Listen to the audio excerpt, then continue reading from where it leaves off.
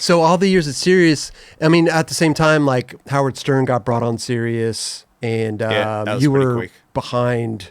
From what I heard, you were like number 2 behind Howard Stern. Something like that. Something They never, like that. you know, if they had admitted that at the time, then they would have had to have given me way more money. So they just said that I was doing good. You were in L.A., but Howard was in New York, right? But would you would go to New York for meetings with the boss? But when the show got big, then he started wanting to meet me. Okay. Oh, wow. And then you got on Howard Stern's show a couple times. Yeah, but that was because a comedian friend who knew Howard, he pitched to me. He was like, you're uncircumcised.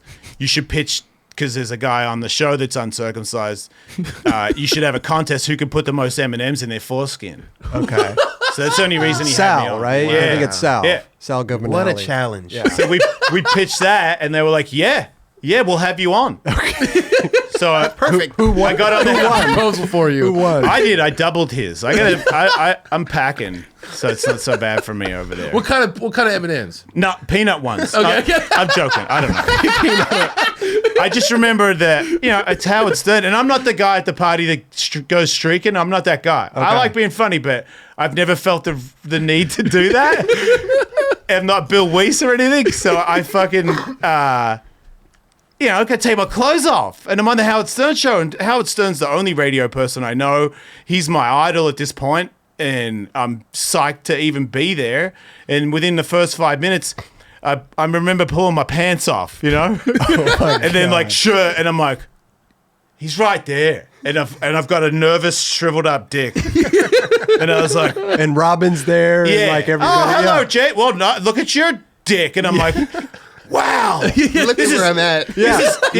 I'm kind of like, but I'm also like, oh man, you're a fucking idiot. Like, is this really what it's come to? And you're live on the radio. Yeah, but I could tell that it was working. People were like, this is not a fail. We don't hate you. We like you. Yeah. And I'm like, I'm being funny on the Howard Stern show.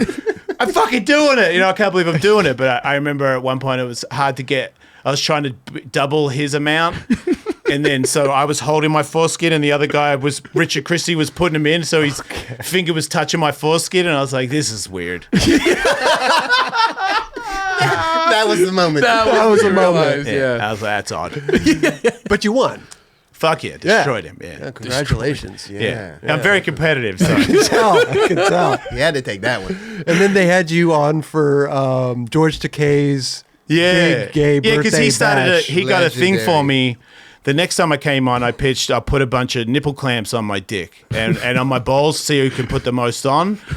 And as soon as they touched Sal, he was like, fuck that, it hurts. And I just stacked them all on.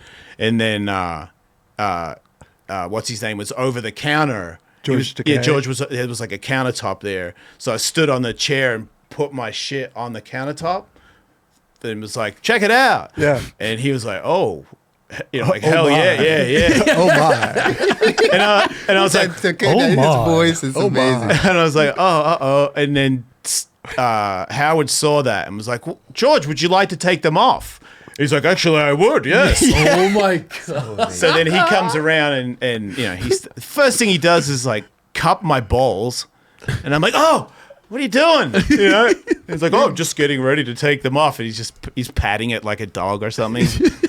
And everybody's laughing hysterically. And I was like, okay, yeah, it was a bit weird for me because I was like, I don't really want this dude to do that. But everybody's laughing hysterically. And they can also tell that I really don't want this to happen. So they're kind it's of making it even funnier. better. So Right. I was like, Even better. everybody, enjoy yourselves, everybody. Yeah. So yeah, and then the next time they flew me in just to wrap it and give it to him. Yeah. As a present. Yeah. Right. So For his birthday. they're like, do you want us to wrap it? I'm like, no, I'm all right. I can wrap it. So then I wrap it, and then I go in this corridor to come out, and it's me and like two other people that I don't know, and then I can't remember the one of the guys that is a writer for Howard Stern, just a creepy motherfucker, and he's just standing there looking at me. I'm like, what? And he's like, it's like cold in there, or I'm like, are you asking me about what my dick is doing? 'Cause I don't want to talk to you about my dick. And that was bumming me out. And we'll go to commercial. I'm like, fuck. I'm just standing here holding this stupid ass wrapping paper around my dick. It's cold, You're dude. completely naked other than that. Yeah, right? and it's Wow. freezing. Are you? I'm like, Are you? Can you hear the show? while Fuck this is it, yeah. Okay. And they're like, okay. oh, we're gonna go to commercial. And I'm like, fuck. How long's that gonna take? And then and then I come out and unwrap the stupid ass thing. For George. And he ain't playing. He's not like loves everyone's laughing, but he ain't playing. No, he's dead ass Like, serious. yeah, I asked him to be on my show once, and his husband is his manager, and he was like, no, Wow. Why? We know he because likes it was you. Oh. he was pretty much giving me a hand job when I. Look, and I unwrapped it that time. Like at one point, Howard's talking and he's still rubbing it. I'm like, hey, that's not. You're not patting it anymore. You kind of got a grip on it now. Like It's things already are unwrapped. It's things- already unwrapped. Yeah. He went from this to that, and I'm like, hey, Oh. Just trying to support This it. for his 80th birthday, though. Right? yeah. This is like, and then yeah. This is. Yeah. Then he did a 80th bunch of birthday? push-ups. What? It was impressive. Wait, he did was- that to you he and then was- did push-ups? He prepped. After that, he did push-ups on the couch. It all He makes was- sense. He was very excited. Wow. Wait, who is this dude? George Takei. I don't know who that is. Wait, though. what? You don't know who George Takei is? Star Trek. First one. I don't know. Sulu, right? Yeah. Sulu. Yeah. OG shit. OG. Oh, wow. Oh, Okay. yeah. So, okay. All right. Oh my. But he's always on Howard Stern show. Yeah. I mean, Howard, he loves George Yeah, Takei. he's like one of his guys. He's a Yeah, big hit. Yeah, big hit. He's a character. But what an experience, right? Howard Yeah. Stern, you know. Because I mean, loved it too. So Right. I knew him, and so I knew it was all. I'm like, wow, I'm a part of it. You know. Yeah. It was really cool. No, That's that was amazing. definitely probably a great moment in their viewership as well. Like, because there's Oh, visuals to that. I was shit. listening to that show, Yeah. and I'm like, "This is fucking amazing." Oh, here's Jason Ellis too. I don't know him personally, but I know him. Yeah. Right. Like, here's this dude. Like, it was so good. Yeah. Yeah, they said on that one with the not the wrapping one, the one with the nipple clamps, that was like you hit it out of the park. Mm. That's what they call it, you know. And I felt like they were all happy about it. It was always a thing, the limo that leaves to go over the bridge, because I'd have to fly back to get on my show. After the Stern show, for some weird reason, I'd always do their show and then get in a limo and get on a plane. So I'd cross the bridge with a bunch of text messages of, dude, this and this. So it was always the rush of going over the bridge and going, you fucking just were on the Howard Stern show. And, if your dick came out again, but people were, you did it. you know? Yeah, Fuck yeah. that's amazing, dude. so sick. Who came up with that other challenge with the fucking clamps? Me. Yeah. that's Oh, fine. another pitch. Yeah. another There you pitch. go. Yeah. Okay. Hey man, It worked. I don't have a movie or anything, you know. It worked. Yeah, whatever I could do to get on there, I'd do it. Yeah, I was pretty pumped on that That's stuff. amazing, And then bro. when I came out on there, that too was probably the biggest one, because I hadn't even told people on my show yet. Oh, you came out that's where on you the did Howard it. Stern show. Yeah, Amazing. Oh, I didn't know that. yeah, and that was probably that's the highest I've ever felt when I left there. I didn't care so much if the show did well. It was more that I didn't know how much I needed to tell people that. Oh. Right. Like I felt way lighter, you know. Did you have plans telling people on the way into Howard Stern? Because you said you hadn't told people on your own show. No. I got, when they interviewed me before it, he said, "Is there anything new?" And it just came out. Oh, Just said it. wow. And I didn't plan on it, but I just said it to him, and I was like, "Well, I guess you're going to do that on the Stern show tomorrow." So there's that. But it had also been, my wife and her friends knew, and I'd been talking about it with them a lot, and I could tell that was making me feel better about it. So I think I was like, why don't I just tell him as well? That'll make me feel really good. You know? Yeah. I don't know. What year was this? I don't know. Millions of people watching or listening. 5 years ago or something at least. Yeah, something like that. I'm sure it felt exhilarating in the sense of like after the fact, you're like, fuck, I don't have this monkey, or not even Yeah, monkey, but and- just this like not a hindrance, but like, you know what I'm saying? Like you're constantly thinking about it. I'm Yeah, sure. you don't think you're constantly thinking about it, Right. Until you tell everybody, and you go, I'm out. Like Yeah, I don't. You did it. I can't. Everybody I'm going to see now is going to look at me different. Like some people did, for sure. And that sometimes I regretfully felt like I wanted to take it back, because sometimes I was like, oh man, people are different. People got mad at me. Some people didn't want to talk to me anymore. For what? Like, Yeah, it's no. like, come on. Why would they Because- get mad at you?